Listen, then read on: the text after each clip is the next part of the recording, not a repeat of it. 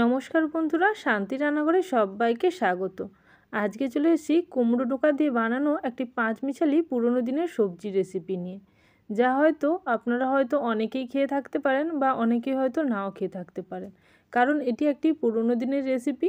আর এটি লাউয়ের ডোকা নয়, কুমড়োর ডোকা দিয়ে বানানো একটি রেসিপি। খেতে অপূর্ব সুন্দর হয় এবং এটি শুধুমাত্র গরম ভাত দিয়ে কিন্তু এটি দিয়ে খাওয়া যায়। চলুন তাহলে দেখে নিই আজকের এই রেসিপিটি বানাতে কী কী লাগছে। এর জন্য কুমড়োর ডোকা তো লাগবেই, সঙ্গে কিছু সবজি নিয়ে নিতে পারেন, আপনাদের হাতের কাছে যেগুলো থাকবে নিতে পারেন। এখানে নিয়েছি বেগুন, কুমড়ো, রাঙালু এবং আলু আর সঙ্গে ঝিঙ্গে। এখানে সবার প্রথমে কুমড়ো ডোকাটাকে কেটে নিতে হবে। অনেকেই হয়তো কুমড়ো ডোকা ঠিকঠাকভাবে কাটতে জানেন, আবার অনেকে জানেন না, সেই জন্য আমি দেখিয়ে দিচ্ছি কুমড়ো ডোকাটা কীভাবে কাটতে হবে। এইভাবে নরম কুমড়ো ডোকাটাকে পাতাগুলোকে আলাদা করে নিতে হবে সবার প্রথমে, এবং এই আকর্ষগুলোকেও বাদ দিয়ে দিতে হবে। তারপরে ডোকার অংশটাকে কেটে আলাদা করে নিতে হবে। এই ডোকার অংশকে খুব বেশি ছোট করে কাটার দরকার নেই, এবং তার সঙ্গে দেখে নিতে হবে সমস্ত পাতার মধ্যে কোনো রকম পোকামাকড় আছে কি না। এইভাবে এক একটা পাতাকে আলাদা করে নিলাম এবং ডোকাটাকে একসঙ্গে রেখে দিয়েছি। পরে যখন আমি ডাঁটাটা কাটবো তখন কিন্তু কুমড়ো ডোকাটাকে কেটে নেব। বাজারে লাউয়ের ডোকা এবং কুমড়ো ডোকার মধ্যে পার্থক্য করাটা খুবই একটি কষ্টের কাজ হয়ে যায় যারা চেনেন না। তাই বলে রাখি, যদি আপনারা দেখেন যে গায়ে কাঁটা আছে তাহলে কিন্তু বুঝবেন ওটা কুমড়োর ডোকা, আর যদি কাঁটা না থাকে সেটা কিন্তু লাউয়ের ডোকা। আর লাউয়ের ডোকা এবং কুমড়োর ডোকা দুটোর মধ্যে আলাদা টেস্ট থাকে, সেই জন্য অবশ্যই কেনার সময় দেখে নেবেন। এখন আমি এই ডাঁটাগুলো থেকে ওপরের আঁশটাকে এইভাবে তুলে নেব এবং কিছুটা অংশ করে এইভাবে ছোট ছোট টুকরো করে কেটে নেব। যেভাবে আমরা সজনে ডাঁটা কাটি ঠিক সেইভাবেই কিন্তু কেটে নিতে হবে এই ডাঁটাটাকেও। ওপরের শাঁসটা বা ওপরের যে পাতলা একটা চামড়া থাকে সেটাকে কিন্তু তুলে নিতে হবে। এইভাবে দেখুন, ছুরির সাহায্যে আপনারা খুব সহজেই করে নিতে পারেন, আর যদি চান বটিতেও কিন্তু এটা খুব সহজেই করা যায়। এইভাবে প্রত্যেক পাটে কাটার সময় এইভাবে কেটে নিতে হবে। এদিকে পাতাগুলো আমি বাদ দেব না, পাতাগুলোও কেটে নেব এবং পাতার সঙ্গে এই ডাঁটাগুলোও কিন্তু বাদ দেব না, এটাকেও কিন্তু কেটে নিচ্ছি। অবশ্যই পাতাগুলো দিতে হবে রান্নাতে, তবেই কিন্তু টেস্টটা খুব ভালো আসবে। পাতাতে হাত দিলে অবশ্য অনেক কাঁটা মনে হবে, এতে কিন্তু কোনো অসুবিধা হবে না, রান্নার পর এই সমস্ত কাঁটাগুলো আর বোঝা যাবে না। এখন আমি ডাঁটাগুলোকে আলাদা করে নিচ্ছি এবং হাতের সাহায্যে কুমড়ো পাতাগুলো এইভাবে বড় টুকরো করে কেটে নিচ্ছি। একটু বড় টুকরো রাখলেই কিন্তু ভালো, তাহলে কিন্তু পাতাগুলো খুব সহজে একদম ঘেঁটে যাবে না, গোটা গোটা থাকবে। এখন দেখুন ডাঁটা এবং পাতা সমস্ত কিন্তু কেটে আলাদা আলাদা করে নিয়েছি। দুটোই কিন্তু আলাদাভাবে রান্নাতে সময়ের ডিফারেন্সে কিন্তু পড়বে, তাই আলাদা করে অবশ্যই রাখতে হবে। এবার আমি যে সবজিগুলো নিয়েছি প্রত্যেকটা এবার কেটে নেব। প্রত্যেকটা সবজি কাটার কিন্তু পদ্ধতি আলাদা হলেও প্রত্যেকটা কিন্তু প্রায় একই রকম সাইজের করে কেটে নিতে হবে, কারণ এখানে রান্নাতে যত সবজিগুলো গোটা থাকবে তত কিন্তু খেতে ভালো লাগবে। বেশি ঘেটে গেলে কিন্তু সবজিগুলো তাহলে কিন্তু রান্নাটা খুব একটা ভালো লাগবে না। এখন কুমড়োটাকে কেটে নেব, তবে কুমড়ো কাটার সময় কুমড়োর ওপরে যে ছালটা সেটা কিছুটা কিছুটা অংশ করে এইভাবে পিলার সাহায্যে পিল করে নেব এবং কিছুটা রেখে দেবো, যাতে কুমড়োটা রান্নার পর খুব ভালোভাবে গোটা গোটা থাকে এবং বেশি ঘেটে না যায়। এখন একটু বড় টুকরো করে এইভাবে কুমড়োগুলোকে কেটে নিচ্ছি, আর সেইভাবেই প্রত্যেকটা সবজিও একটু বড় সাইজের করেই কাটবো, কারণ ডাঁটা সেদ্ধ হতে একটু বেশি সময় লাগবে। তাই কুমড়োগুলো যদি ছোট সাইজের কাটা হয় তাহলে কিন্তু সমস্ত সবজিটা ঘেঁটে গিয়ে ঘ্যাঁট হয়ে যাবে। এখন বেগুনটাকেও এইভাবে বড় টুকরো করে কেটে নিচ্ছি। আমি এখানে খুব বেশি সবজি দিচ্ছি না, অল্প অল্প করেই সমস্ত সবজিগুলো দিলে অনেকটা পরিমাণেই কিন্তু সবজি হয়ে যাবে। এখানে দুটো মাঝারি সাইজের আলু নিয়েছি, আলুটাকে এইভাবে চৌকো শেপে কেটে নিচ্ছি। বড় আলুটাকে আমি 8 টুকরো করব, ছোট আলুটাকে 4 টুকরো করে কেটে নিচ্ছি। একটু বড় টুকরো করেই সমস্ত কিছুকে কাটছি। এরপরে কেটে নেব রাঙালু। এখানে আমি একটা মাঝারি সাইজের রাঙালু নিয়েছি। এবার রাঙালুটাকে এইভাবে ছাড়িয়ে বা পিল করে নিলাম। এরপরে রাঙালু আমি একটু বড় টুকরো এইভাবে করে কেটে নিচ্ছি, যেভাবে আলু কেটেছি সেই রকম বড় টুকরো করেই কাটলাম। এরপরে ঝিঙেটাকেও কেটে নেব। ঝিঙেটা খুবই নরম, তাই ঝিঙের ওপরে ছালটাও অল্প অল্প করে ছাড়িয়ে নিতে হবে, পুরো ছালটা ছাড়ানো যাবে না, তাহলে ঝিঙে কিন্তু রান্নার পর সম্পূর্ণ ঘেটে যাবে। এখন এইভাবে ঝিঙেটাও কেটে নিচ্ছি। প্রথমে দুটো সাইড বাদ দিয়ে দিলাম এবং মাঝের অংশটাই কিন্তু এইভাবে কেটে নিচ্ছি বড় বড় টুকরো করে। এখানে সবজি কাটার পদ্ধতিই কিন্তু রান্নাতে টেস্ট আনতে একটা বিশেষ সহায়তা করবে, তাই সবজি কাটাগুলো আপনাদের সঙ্গে শেয়ার করে নিলাম।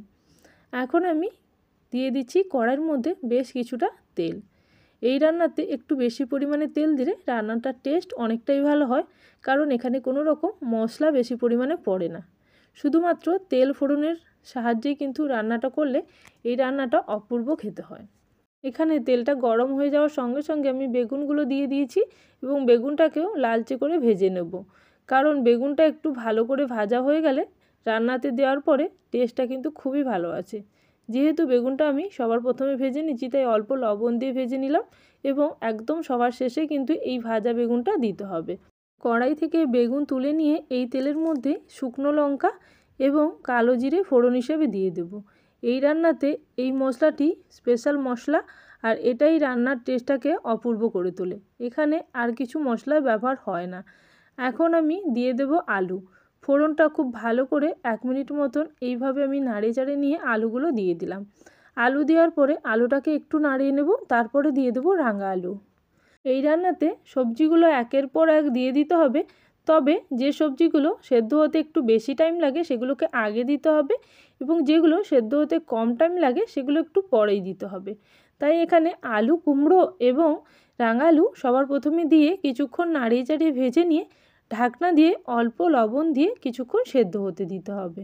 এখানে আলু এবং কুমড়োটা যেহেতু একটু বেশি সময় সেদ্ধ হতে লাগবে, তাই এখানে ঢাকনা দিয়ে কিছুক্ষণ সেদ্ধ হতে দেবো।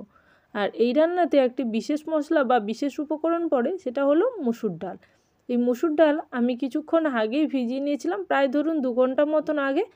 এখন ডালটা পুরোপুরি ভিজে গেছে। এবার জলটাকে ঝাড়িয়ে কাঁচা লঙ্কার সঙ্গে এটিকে পেস্ট করে নিতে হবে। তবে পেস্টটি খুব মিহি পেস্ট হবে না, তাই আমি কাঁচা লঙ্কাগুলোকে আগে থেকেই টুকরো করে এই ডালের মধ্যে দেব। আর যদি কাঁচা লঙ্কাগুলো ডালের সঙ্গে একই সঙ্গে দেওয়া হয় গোটা হিসাবে, তাহলে কিন্তু কাঁচা লঙ্কাটা হয় বাটা হবে না, না হলে ডালটা কিন্তু বেশি বাটা হয়ে যাবে। তাই আমি যেহেতু ডালটাকে কম বাটবো, সেই জন্য আমি এখানে লঙ্কাগুলোকে টুকরো করে এইভাবে দিয়ে দিলাম।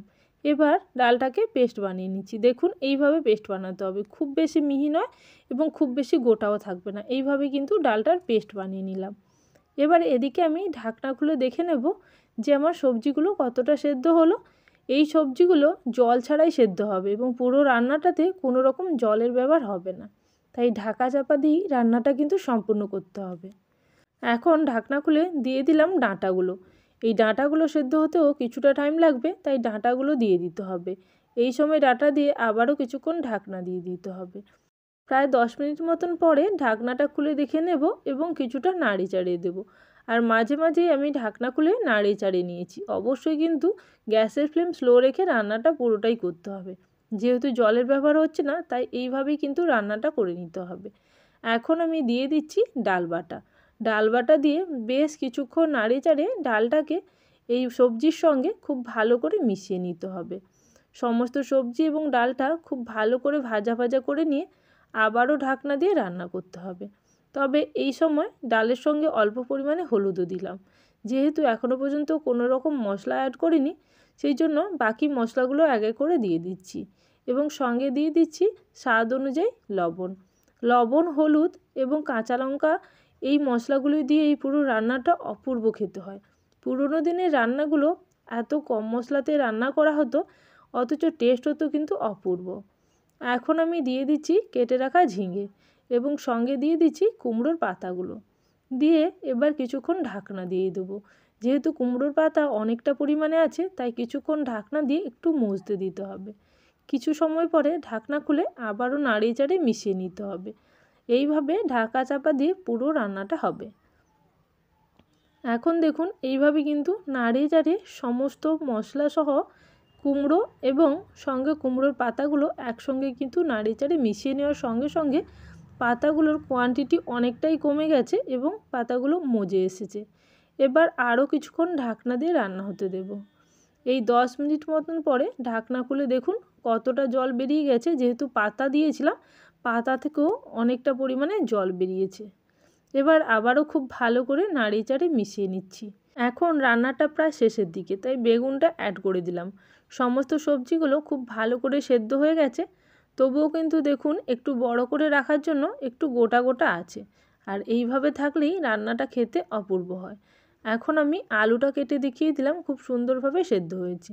গরম গরম ভাতের সঙ্গে এই রেসিপিটি খেতে কিন্তু অপূর্ব হয়। তাহলে বন্ধুরা, রেসিপি ভালো লেগে থাকলে অবশ্যই কমেন্ট সেকশানে জানাবেন।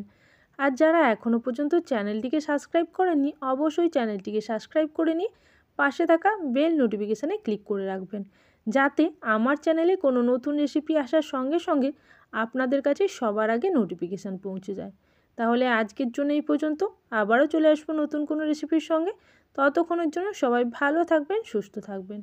Thank you for watching my video.